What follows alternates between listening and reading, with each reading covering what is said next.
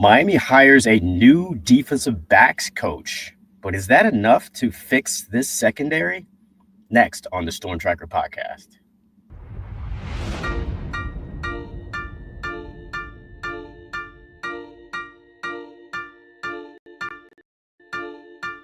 You are now tuned in to the Storm Tracker podcast.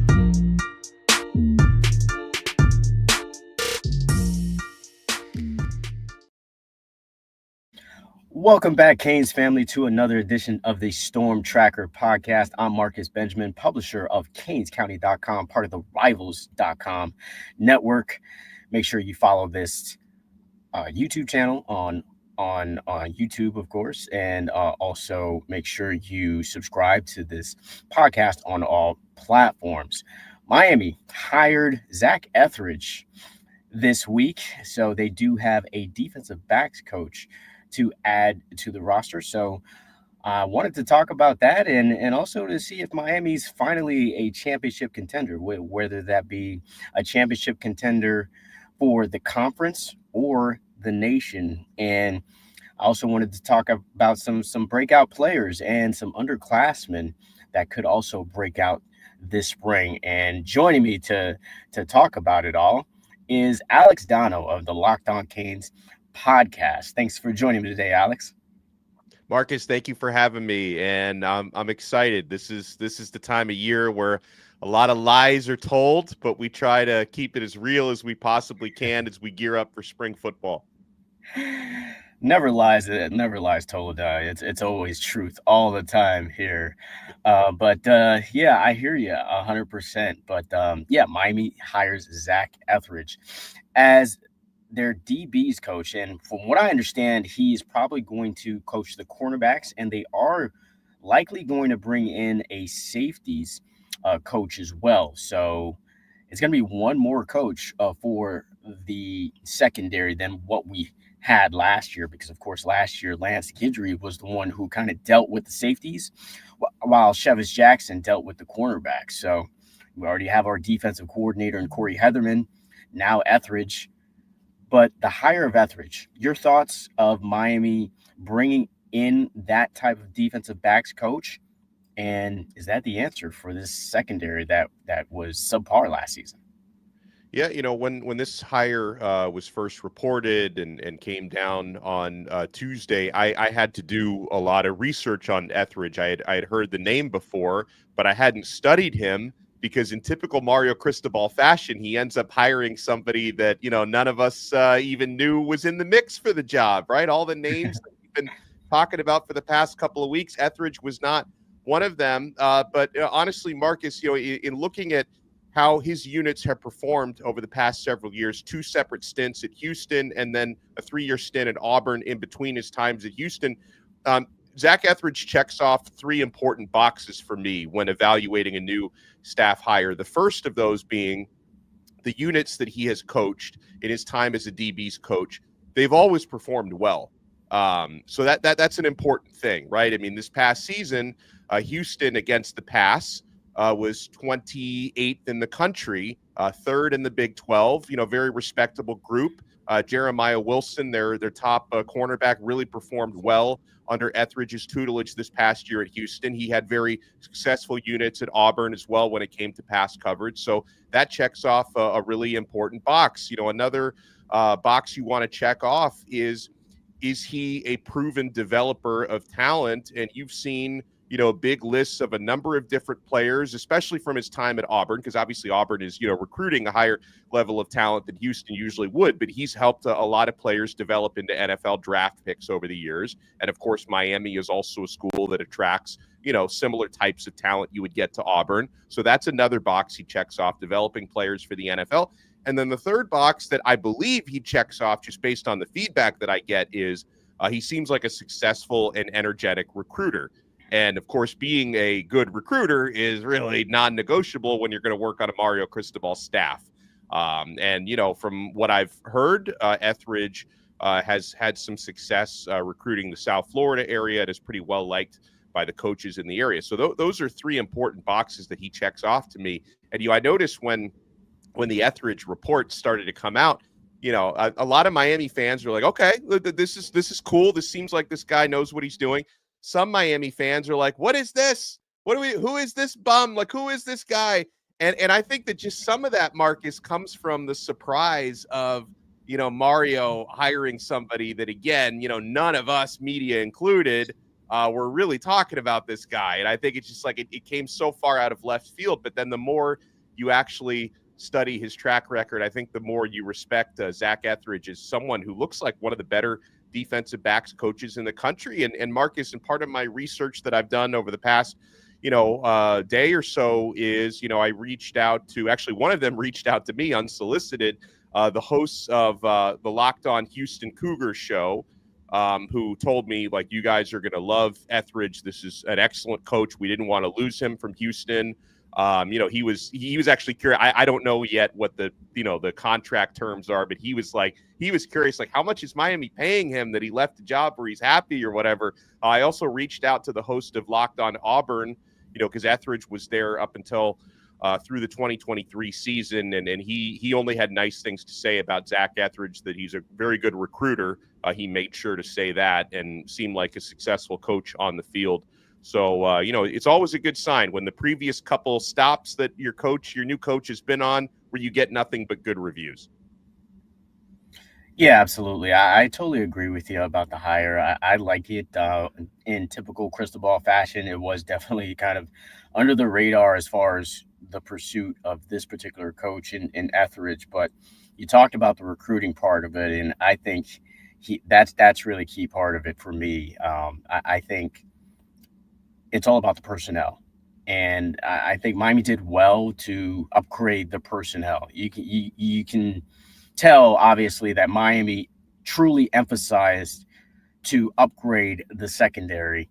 And I think they did that personnel-wise, bringing in the transfers that they have with Xavier Lucas, Zachariah Poyser, Charles Brantley. I think these guys are going to play. I think they're going to play often as well. Ethan O'Connor, I think, has a chance to really play immediately as well. So to add those guys in the mix with Damari Brown and OJ Frederick, I think this is going to be a very solid unit, and it could compete as the best unit on the defense, which is a significant upgrade from last season. Because let's be honest, Donno, I think the lack of depth in the secondary is the reason why Miami did not make the college football playoff last season. I think a lot of these games were probably a lot closer than they needed to be, just based on the lapses that we saw in the secondary last season. And I think with the addition of Heatherman and now Ethridge, I think Miami's certainly on the right track here.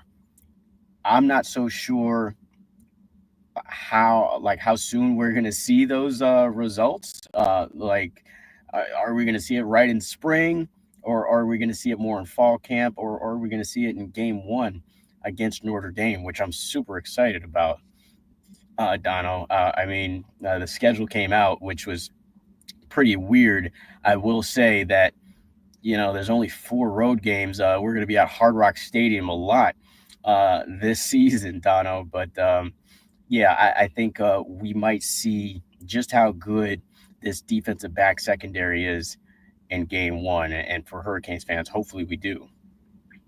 Well, and also a note on that, because I think part of the reason why Miami's defensive secondary, by and large, failed last year, because I agree with you. The biggest reason is the depth and talent. Like that's always number one when you're going to see a unit that struggled the way that they did. But also throughout the year, we kept hearing about and questioning the communication, right? The chemistry, the way they were communicating on the back end, and so.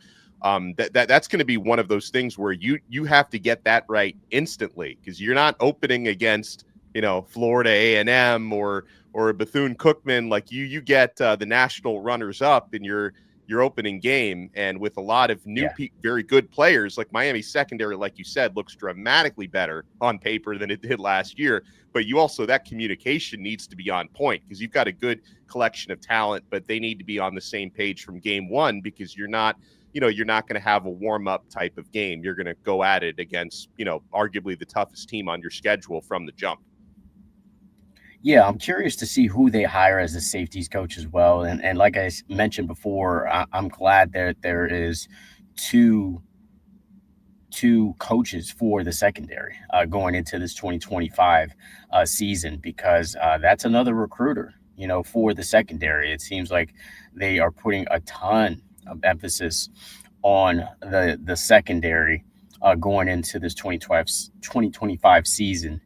But is it enough to make Miami a championship contender? Because the offense, hey, looked great last season, but that was under the guidance of Cam Ward, the Heisman contender, who will likely be the first pick of the NFL draft in a couple of months here. So with the addition, I know, like we mentioned, still have to add a safeties coach. Probably going to add some more players in the next window as well in the spring. But when you look at this team right now, how it's composed, are they a championship contender?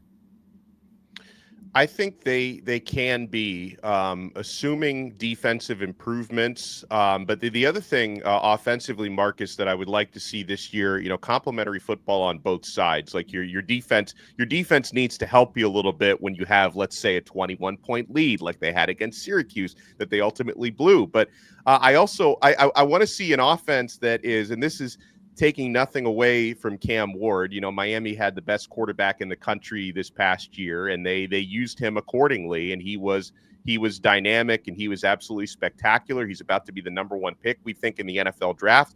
But I think if anything, this year you might want to be a little bit more diverse when it comes to being more balanced with the running game and the passing game, because I think that can also help you kill off some games. Maybe work the clock in a different way. So I think there's no reason why Miami, even with Carson Beck, who's not Cam Ward, but he's a good, proven veteran quarterback with all the experience in the world, but maybe you lean a little bit more on the Mark Fletchers and the Jordan Lyles a little bit this year. So I think that was maybe something Miami can lean a little bit more on to kill the clock and be a little bit more, clinical later on in games. Defensively, it's great that Miami is making these massive upgrades with the defensive secondary, but they also need more consistent pressure from the defensive line.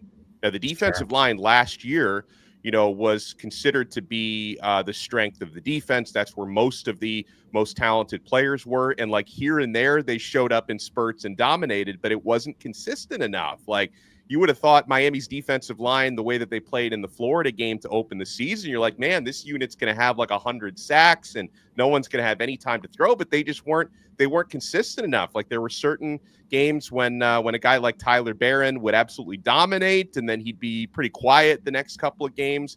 Trends like that throughout the year. So I think the pass rush needs to be more consistent. If you ask me the question like you did, what's really missing to make this a championship team? Obviously, compared to last year, you would just say defense is the number one thing, because you had the number one offense in the country and your defense was, average and probably worse than average in most of the big games that you played against. So I think that's the big thing. But then, the other thing, just from the top down, offense, defense, everything, just a little bit more consistency, right? Because there were certain games where even in some of the games you won, like against Cal and against Virginia Tech, like how were you so poor for first half, 3 quarters, and then you can just turn it on and flip a switch in the fourth quarter? Or the Syracuse game, how were you so good for the first quarter and a half, and then you kind of fall asleep after that? So I think this team needs to just find more consistency with their execution.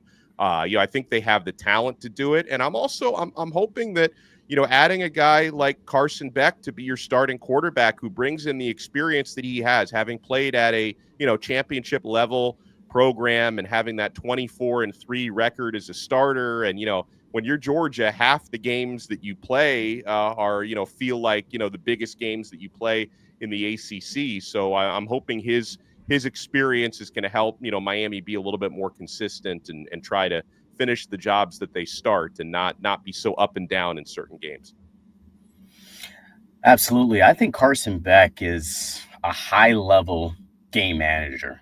That might be an unpopular opinion, or people may scoff at that term, game manager, but a lot of game managers win Super Bowls, and just win championships overall. And I think he can manage the game. And you talked about his experience. This is an experienced player who's played a lot of college football at a very high level in the SEC. So I think he's kind of seen it all, for the most part. So I like the fact that you got an experienced guy that's going to come in and keep Miami relevant in the national championship conversation, as they were last season. I think Miami was kind of in the championship conversation all the way up until that last game against Syracuse. So I think uh, to make them a championship contender, I think Carson Beck has to revert back to the 2023 Carson Beck and a little bit less of the 2024 Carson Beck. I think if that happens, then I think Miami has a great chance.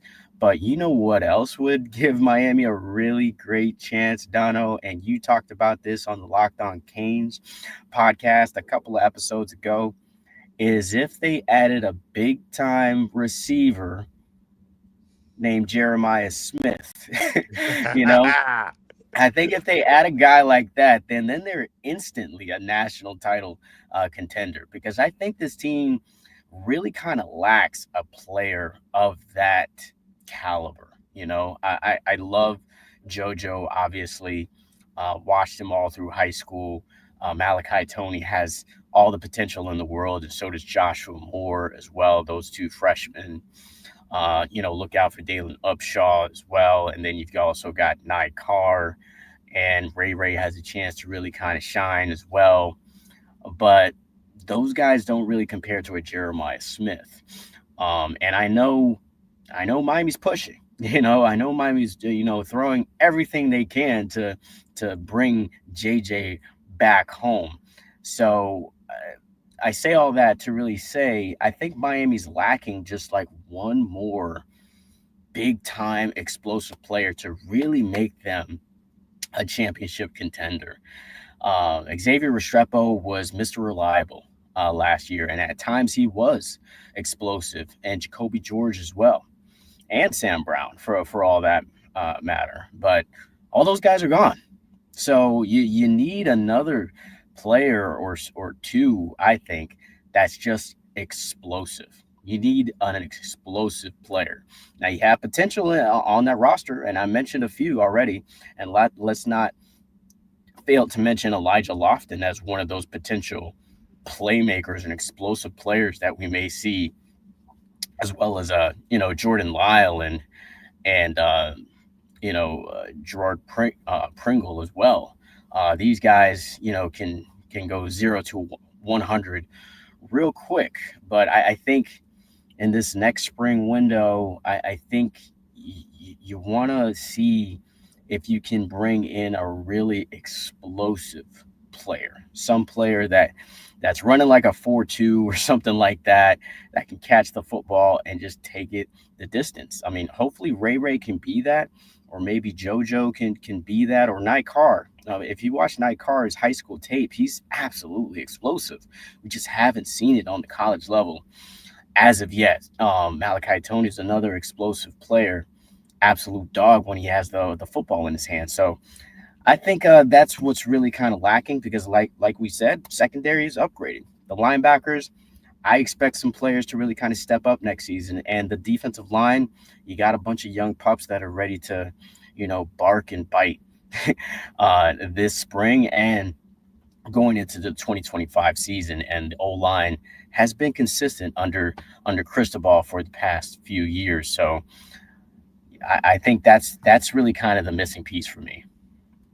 I think that's a great point, and I expect it's something, and maybe not actually. I wish it was actually Jeremiah Smith, but even if that's not a guy that they're able to add, I think they need someone of that ilk, because it's a unique situation, similar to what Miami was in last year, where you add your starting quarterback very late in the transfer portal process when most receivers were already committed because, you just like last year, you take a guy from the NFL draft, put him in very late in the process. So last year, Miami, who already had, more in the receiver room in terms of experience than they have right now, but they did add Sam Brown in the portal in the spring and probably could have attracted more had Cam Ward, committed to Miami earlier than he did.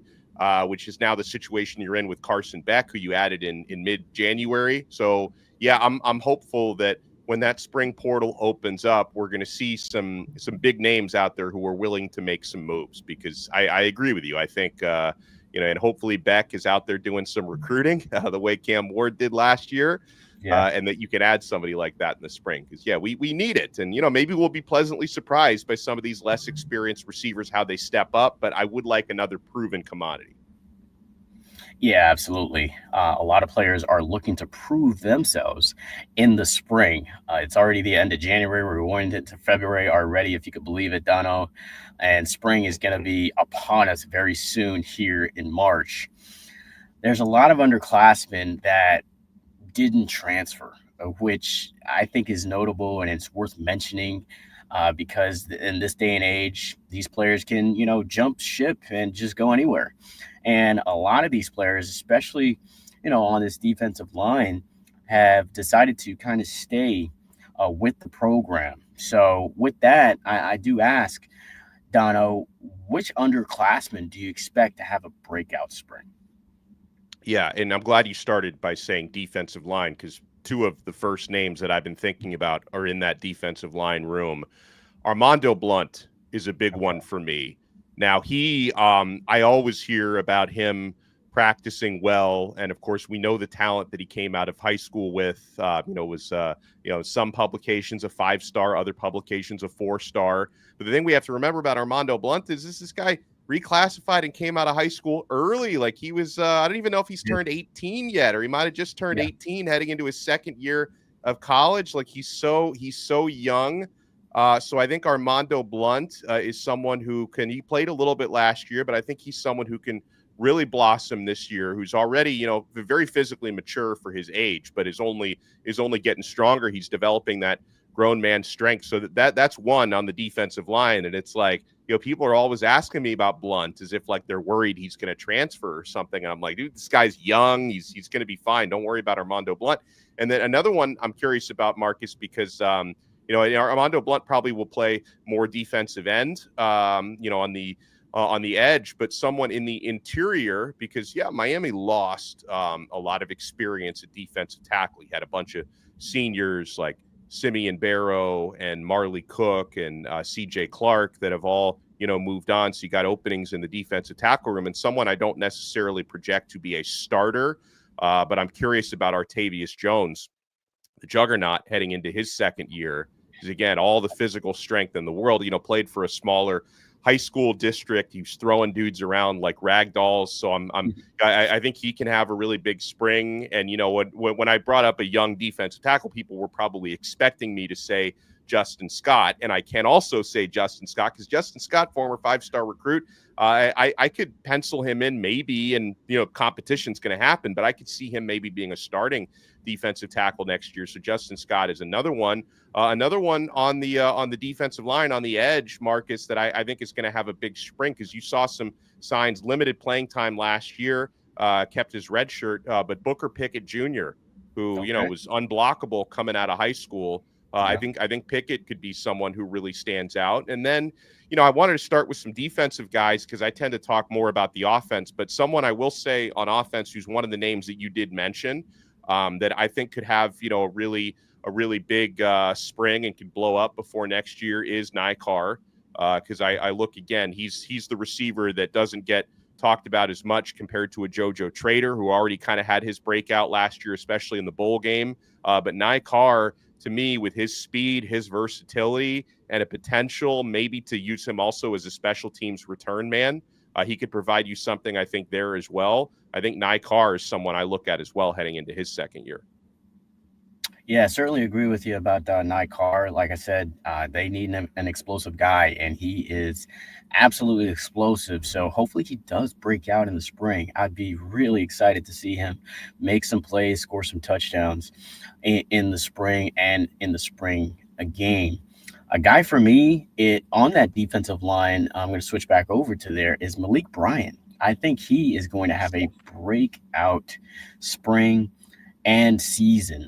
You saw some signs last year where he was inserted into the game, made some key plays, some key tackles.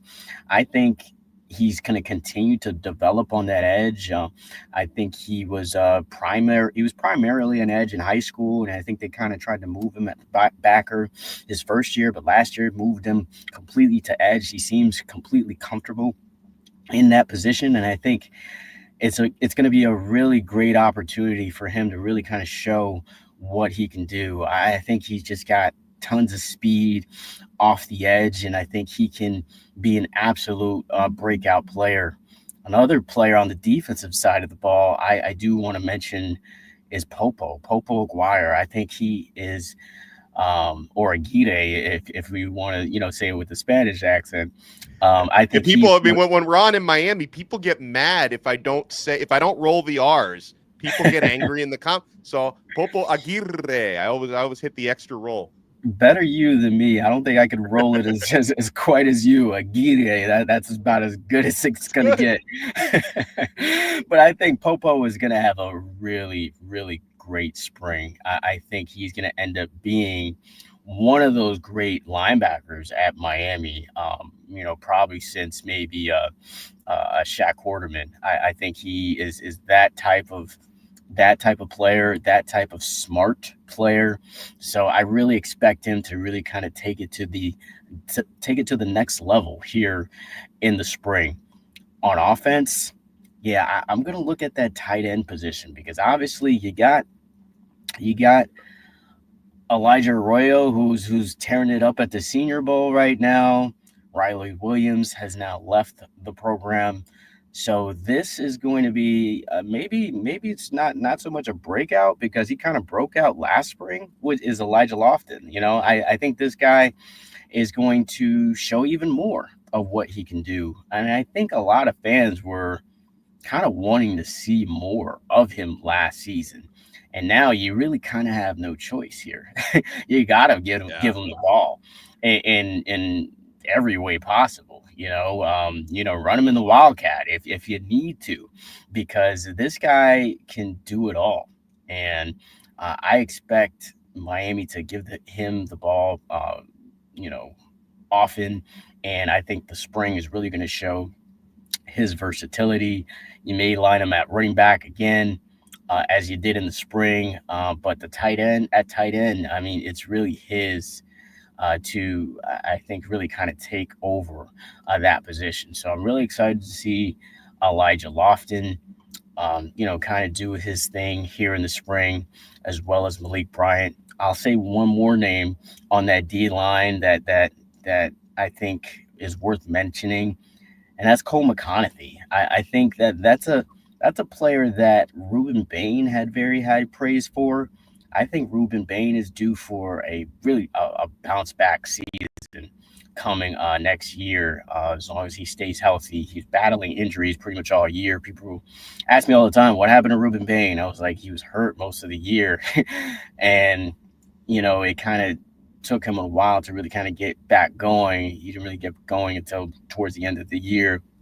But he had high praise for Cole McConaughey. So I think watch out for him as well. I think another year into the program, another year under Jason Taylor, I think he really has a chance to really break out with a lot of the other guys that we mentioned.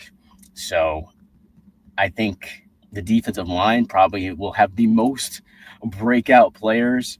I think the linebackers have a chance to kind of break out as well. With Bobby Pruitt is a guy I look at that could really break out. Yeah, I was just gonna mention him as well. Like you read my mind there. Good old Bobby. I think he could definitely do some or turn some heads. I think in the spring and also in the fall. into that, jumping into that first game as well. He got some snaps last season, so I expect him to get even more snaps this season. So looking forward to really kind of seeing what he does in year two. Miami still does have to hire a linebackers coach as well. So we'll see kind of what they do there because you kind of want to continue that momentum as far as like the recruiting cycle after cycle with the linebackers that you brought in. Yeah, and in the defensive secondary, there's so much there, right? I mean, when we talked about it to start the episode, but all the different players Miami has added, like a guy like Damari Brown, is he going to emerge as a starter somewhere despite all the additions? He's struggled a lot with injuries this past year because I think Damari can play on the boundary, or he could play maybe at nickel as well. So I think there's a number of different options for him. And then, how all the transfers are going to fit in, right? Because like I've got Xavier Lucas probably penciled in as a starter, and then I think also guys like and Zechariah Poyser maybe penciled in as a starter as well at safety. And then I think guys like Ethan O'Connor and Charles Brantley can also compete for starting jobs at certain positions. So that secondary is going to be fun to watch in the spring as well. It's definitely the position group to watch for sure in the spring, I think, just because you got Damari Brown, like you mentioned, you got Xavier Lucas, who you think is going to start, and then OJ, I mean, I don't know who like that. I don't want to be, Ethridge definitely has his work cut out for him as far as the players he is going to choose to start, because you got even players like Zaquan Patterson chomping at the bit. Dylan Day made some great plays last season in special teams, so I know he's going to try to compete for playing time. So yeah, I think that defensive back group is the position to watch for sure. And another one I keep hearing, and he was injured for most of the year from what I understand as a true freshman, but Ryan Mack is another one. A lot of people are excited about him. And again, he may have to kind of wait maybe another year to crack the rotation, but maybe he won't. Like if he's a fast riser as well in spring and fall camp, maybe he can work his way into the rotation. Yeah, absolutely. Another St. Thomas Aquinas product. I mean, OJ played with Ryan Mack a couple seasons ago. And, you also, of course, have Jordan Lyle, who hails from that high school as well. So I wouldn't doubt any of those St. Thomas Aquinas Raiders getting on the field early and often. But we'll see. Spring is just around the corner, Donno, and we'll get to see for ourselves who is the breakout players. Thanks for joining me again, Alex. That's going to wrap it up for the Storm Tracker podcast. Hopefully we'll link up again soon. Yes, sir. Thank you so much for having me, Marcus. And I'll definitely return the invite. We'll get you back on Locked On Canes soon as well. Absolutely. I really appreciate it. And like I said, that's going to wrap it up for the Storm Tracker podcast. Make sure you subscribe to the website, canescounty.com, for free. Use the promo code Miami30. Make sure you subscribe to this podcast on all platforms. Also, subscribe to this YouTube channel live from Canes County. Until the next episode.